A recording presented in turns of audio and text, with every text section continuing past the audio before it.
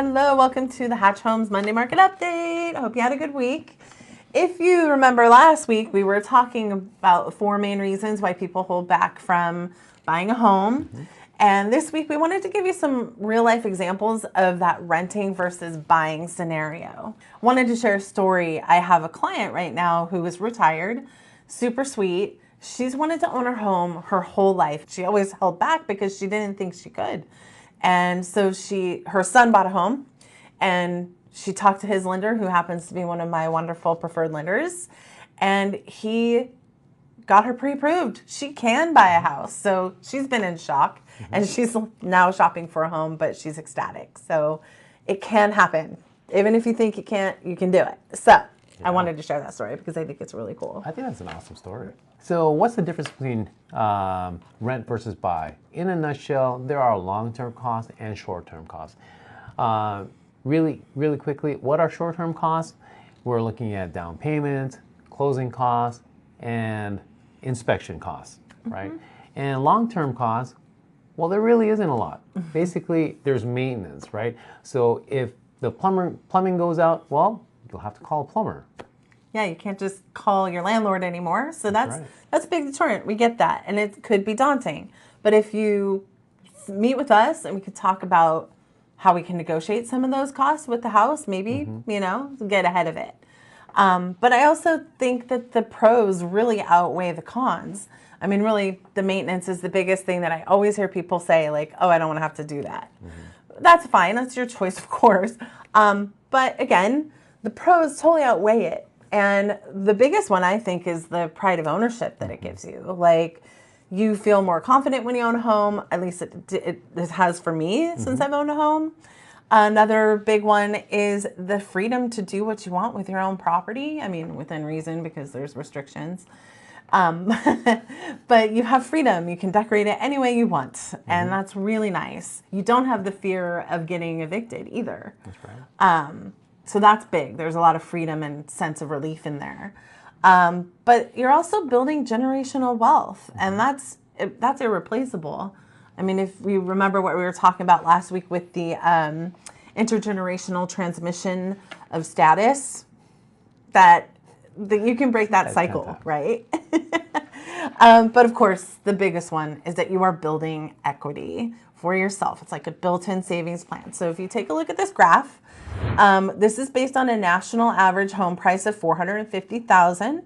And in just 5 years, if you bought a house right now at $450,000, in just 5 years, you could potentially gain around $90,000 in equity, which of course, for a fee, you can pull from if you need to, because life happens, right? Like, you may lose your job, or maybe the roof starts leaking, or maybe there's something that you really need to pay for that's big, and you can pull that equity from your home. I mean, you can't do that when you're renting a house because you don't have equity.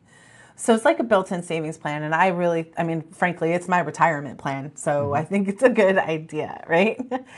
But also, we wanted to give you a Portland example of the average price here and like an average first-time home buyer price and the costs. And so we've pulled in one of our favorite lenders, Jason Fleming with Neo Home Loans, and he's going to tell you a little bit about a Portland example. All right, so buy versus rent, Portland, Oregon, October 2024.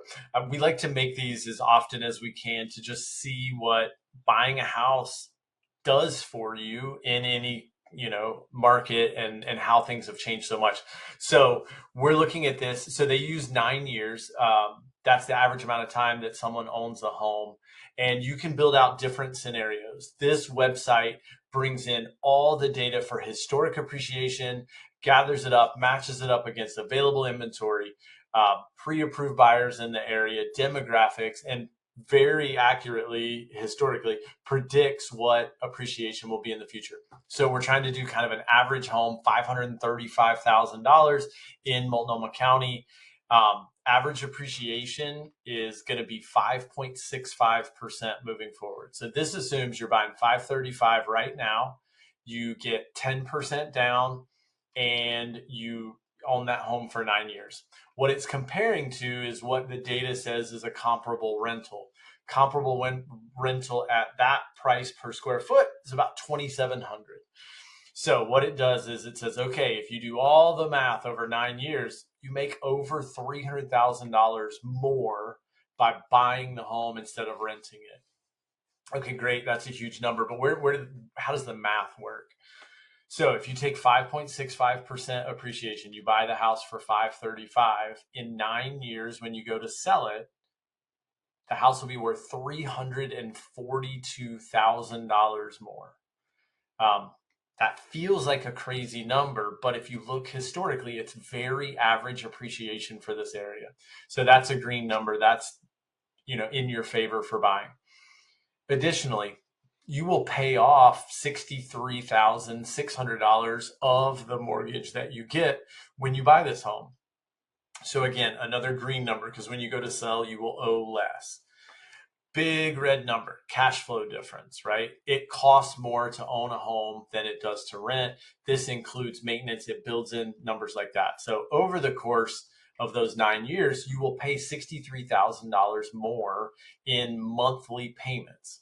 And that feels huge, but I did the math. Over that 9 years, it's about $588 a month that you pay more. And again, that's a substantial amount of money. If your monthly expenses go up $600, that's a big deal. But what's crazy is if you go back to this number, the appreciation, the home is appreciating $3,000 more. So again, like when you look at it like that, it feels like a way better deal. Another negative, it includes some closing costs. It also gives you a tax benefit.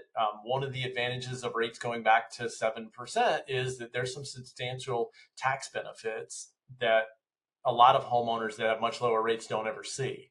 And then it also assumes that it costs some money to sell the house. So it's a really great exercise. We like to do it a lot. We like to compare things that are on the market for rent to what they would be for sale, and to double check ourselves and make sure that we're not, blindly leading people into buying a home. But when you do the math, it can be really, really beneficial.